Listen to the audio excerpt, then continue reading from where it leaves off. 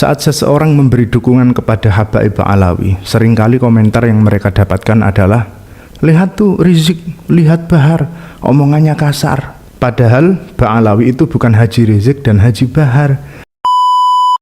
Kalau lihat komentar-komentar dari netizen, sepertinya memang ada sebagian netizen dari pro pembatal nasab yang memahami Ba'alawi atau Habaib itu hanya dari oknum-oknumnya saja. Itu pun oknum-oknum yang dikenal banyak melakukan kontroversi seperti Habib Rizik, Habib Bahar, dan beberapa oknum Habib yang lain yang jumlahnya itu bisa dihitung dengan jari. Artinya sebagian kecil lah ya. Jadi kalau mau memahami Ba'alawi dengan benar, kalau mau memahami dengan benar keturunan Ba'alawi atau Bani Alawi, itu tidak cuma Habib Rizik dan Habib Bahar atau Habib-Habib yang dianggap kontroversi lainnya. Gak cuma mereka.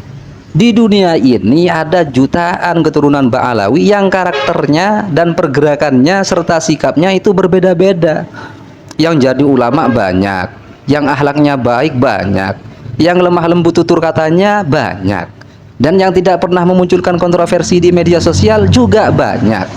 Yang menjadi ulama besar serta mengarang kitab-kitab yang menjadi rujukan para kiai itu juga banyak. Tapi yang Syiah dan sesat pun juga ada. Ya banyak juga, lebih dari 2 kan banyak kalau secara ilmu nahwu. Tapi secara mayoritas Habaib itu manhajnya adalah ahlu sunnah wal jamaah, sesuai dengan pedoman yang mereka pegang. Dan hanya segelintir saja yang muncul di media sosial dengan gaya dan bicara yang nyeleneh-nyeleneh, atau yang keluar dari ahlu sunnah wal jamaah itu sedikit. Makanya kalau ada dari kiai-kiai kita yang membela nasab Habaib, itu bukan membela Habib-Habib yang kontroversi, bukan membela oknum Habib yang kontroversi. Jadi dibedakan mana urusan suatu keluarga, mana urusan oknum. Mana yang urusan keluarga, mana yang urusan oknum, itu dibedakan. Kiai-kiai yang membela nasab Habaib itu membela urusan keluarga Ba'alawi, bukan membela oknum-oknum yang dari Ba'alawi, bukan membela oknum-oknum dari keluarga Ba'alawi. Namanya urusan nasab tentu menjadi urusan suatu kelompok keluarga. Jadi pisahkan antara urusan keluarga dengan urusan oknum, dengan urusan oknum dari suatu keluarga. Apalagi Bani Alawi ini atau Ba'alawi ini adalah kelompok keluarga yang besar, tentunya dengan bermacam-macam tipikalnya. Dan titik terpentingnya adalah bahwa membela nasab Habaib itu karena memang para ulama itu mengakui ketersambungan nasab Habaib soheh bersambung pada Rasulullah. Ngomongnya bela Kiai Nusantara dari hinaan oknum Habib, tapi ketika Kiai-Kiai Nusantara mempercayai bahkan membela nasabnya Habaib, malah dihina, malah direndahkan, dianggap taklid buta, tidak pernah meneliti, dianggap tidak pernah meneliti, atau dianggap bodoh dalam soal ilmu nasab. Apa bedanya Anda dengan oknum Habib yang menghina-hina tersebut? Jadi jangan melihat Habaib atau Ba'alawi dari sisi oknum yang kontroversi, sehingga berpikiran bahwa semua Habib itu sama saja. Yang smart lah ya. Saat seseorang memberi dukungan kepada Habaib Ba'alawi, seringkali komentar yang mereka dapatkan adalah, "Lihat tuh Rizik, lihat Bahar, omongannya kasar." Padahal Ba'alawi itu bukan Haji Rizik dan Haji Bahar. Dan rata-rata para kiai atau para gus yang mendukung Ba'alawi itu sama nggak sukanya dengan Haji Rizik dan Haji Bahar, sama aja. Makanya pas Habib Syekh mengubah lirik lagu itu yang Habib Rizik guru NU, semuanya menyayangkan, semuanya menyayangkan. Memang Haji Rizik dan Haji Bahar itu Ba'alawi, tapi bukan berarti Ba'alawi itu Haji Rizik dan Haji Bahar. Dalam arti Ba'alawi itu bukan hanya Haji Rizik dan Haji Bahar, yang lebih parah banyak. Itu sama kayak gini loh, Mama Gufron itu NU, Gus Samsudin juga NU, tapi enggak terus lantas bahwa NU adalah Gus Gufron atau Mama Samsudin. enggak, masih banyak mama-mama yang lain. Dalam kasus apapun, generalisasi itu enggak baik, generalisasi itu bahaya, dan itu bisa menyebabkan diskriminasi dan premanisasi yang akhirnya bisa menyulut permusuhan antar ras atau bahkan antar kelompok atau bahkan antar individu meskipun dalam kelompok yang sama. Nah, dalam kasus ini misalnya gara-gara 1 atau 2 orang, ya nggak harus benar-benar 1 atau 2, ya gara-gara beberapa orang akhirnya bisa menyulut permusuhan antar ras. Misalnya orang Jawa dengan orang Yaman itu akhirnya benar-benar bermusuhan, atau bahkan bisa antar individu, sama-sama Jawa nih, sama-sama Indonesia nih. Bahkan yang terjadi beneran adalah sama-sama NU nih. Kita bisa saksikan sendiri betapa para perundung Ba'alawi bukan hanya merundung Ba'alawi, enggak. Kita bisa saksikan sendiri betapa ketua umum PBNU dibully entek amek kurang golek. Belum lagi Rois Amnya gitu kok bilang, oh tapi Rizik itu pernah ngata-ngatain Kiai NU. Lah kamu juga ngata-ngatain Kiai NU kok. Ketua umum PBNU Rois Am loh mbok kata-katain.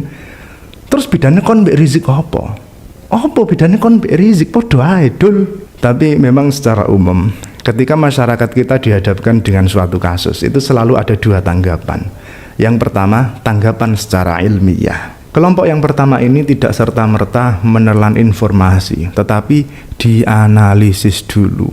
Gimana dari segi historisnya, kemudian gimana dari segi kepustakaannya, terus dilihat dari segi filologi, atau dengan melibatkan teknologi modern seperti tes DNA dan lain sebagainya. Ini merupakan tradisi yang baik dan harus didukung, tradisi yang ilmiah. Dan ini yang merupakan ajaran Al-Quran.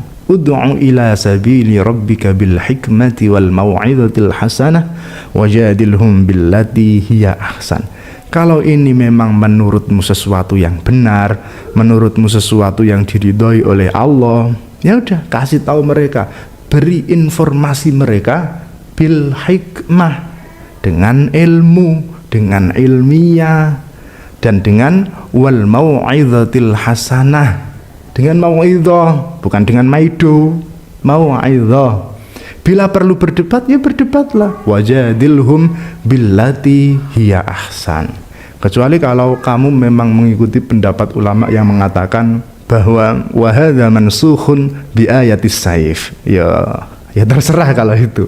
Kemudian yang kedua, ketika masyarakat kita dihadapkan dengan suatu kasus, ada yang menanggapinya secara emosional. Kelompok ini biasanya nggak bisa berpikir panjang, ibarat mercon ngono sumbune pendek, gampang meledos. Ini cara yang sangat kampungan yang biasa dilakukan oleh orang-orang kampung ketika mereka nggak cocok dengan suatu pandangan. Ada sering terjadi itu. Orang-orang kampung ketika nggak cocok dengan suatu pandangan itu terus jadi tawuran. Ada satu orang mandang, satu orang lagi mandang, terus pandangannya nggak cocok ini. Apa terus gelut. Akhirnya yang satu nggak terima, manggil orang satu kampungnya, yang satu nggak terima juga manggil satu kampungnya. Akhirnya tawuran antar kampung gara-gara mengapa? Pandangan tok, was-wasan ini terus ratrimo, terus gara-gara dua orang akhirnya yang tawuran dua kampung. Ini cara yang sangat kampungan. Dalam kasus nasab ini juga gitu. Gara-gara ada orang yang nggak suka dengan Haji Rizik atau dengan Haji Bahar, akhirnya semua orang yang berdarah Yaman dimusuhi, diledek, dihina, didiskriminasi, macam-macam. Malah masih mending orang kampung tadi.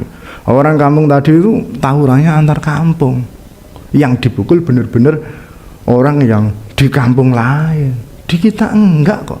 Pimpinannya dipukuli, pimpinannya dikeprui.